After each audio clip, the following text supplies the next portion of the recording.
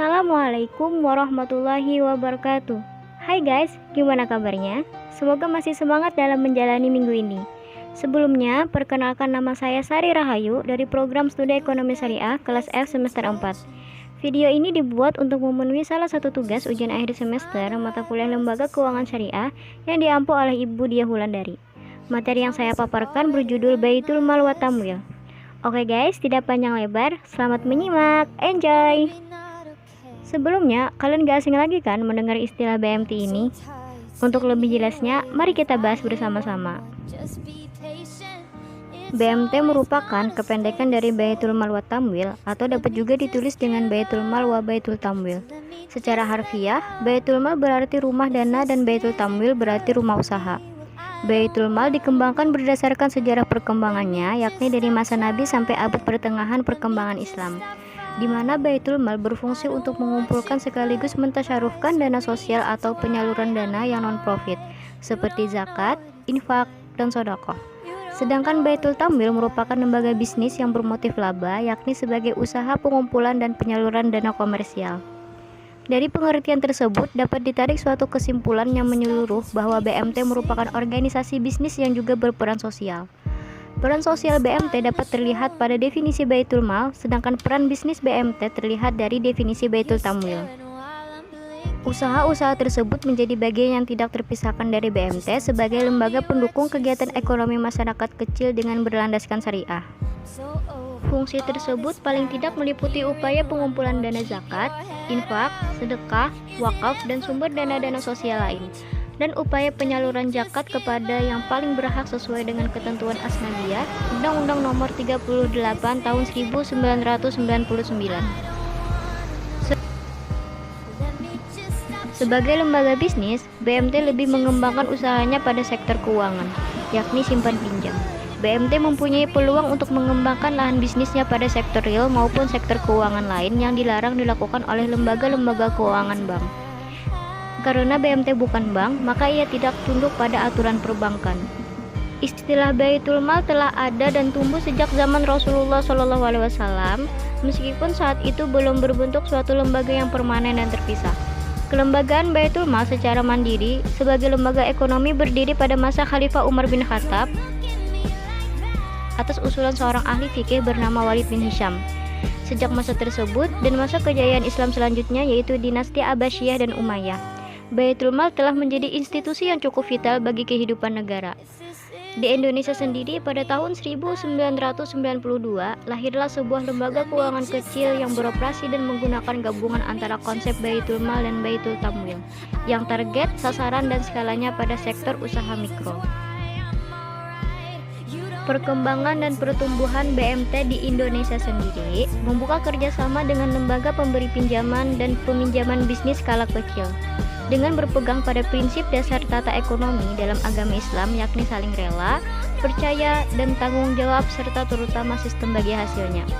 BMT akan terus berproses dan berupaya mencari terobosan baru untuk memajukan perekonomian masyarakat.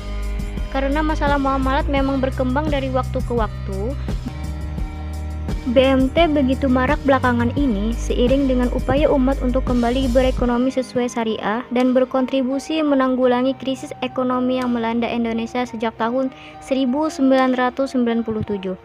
Karena prinsip penentuan sukarela yang tak memberatkan, kehadiran BMT menjadi angin segar bagi para nasabahnya.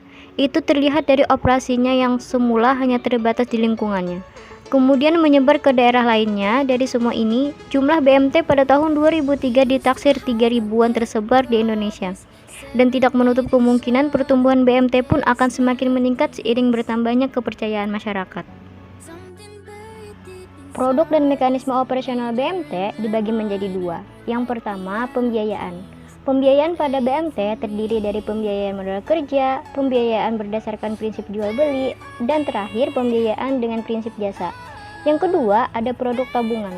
Produk tabungan pada BMT terdiri dari tabungan pendidikan, tabungan biasa, tabungan Idul Fitri, tabungan akikah, tabungan haji, dan yang terakhir tabungan kurban.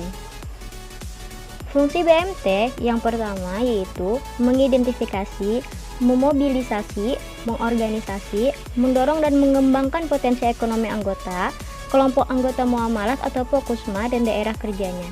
Yang kedua, meningkatkan kualitas SDM anggota dan Pokosma menjadi profesional dan islami, sehingga semakin utuh dan tangguh dalam menghadapi persaingan global. Yang ketiga, menggalang dan memobilisasi potensi masyarakat dalam rangka meningkatkan kesejahteraan anggota.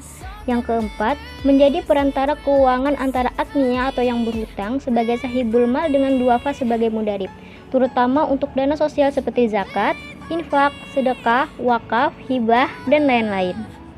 Yang terakhir yaitu menjadi perantara keuangan antara pemilik dana baik sebagai pemodal maupun penyimpan dengan pengguna dana untuk pengembangan usaha produktif. Tujuan didirikannya BMT yaitu meningkatkan kualitas usaha ekonomi untuk kesejahteraan anggota pada khususnya dan masyarakat pada umumnya. Pengertian tersebut dapat dipahami bahwa BMT berorientasi pada upaya peningkatan kesejahteraan anggota dan masyarakat. Anggota harus diberdayakan supaya dapat mandiri. Dengan sendirinya, tidak dapat dibenarkan jika para anggota dan masyarakat menjadi sangat tergantung kepada BMT. Dengan menjadi anggota BMT, masyarakat dapat meningkatkan taraf hidup melalui peningkatan usahanya. Pemberian modal pinjaman sedapat mungkin dapat memandirikan ekonomi para peminjam, oleh sebab itu perlu dilakukan pendampingan. Dalam pelemparan pembiayaan BMT harus dapat menciptakan suasana keterbukaan, sehingga dapat mendeteksi berbagai kemungkinan yang timbul pada pembiayaan. Untuk mempermudah pendampingan, pendekatan pola kelompok menjadi sangat penting. Anggota dikelompokkan berdasarkan usaha sejenis atau kedekatan tempat tinggal sehingga BMT dapat dengan mudah melakukan pendampingan. Oke guys, itu saja yang dapat saya sampaikan. Salah hilafnya saya mohon maaf. Wassalamualaikum warahmatullahi wabarakatuh. Terima kasih.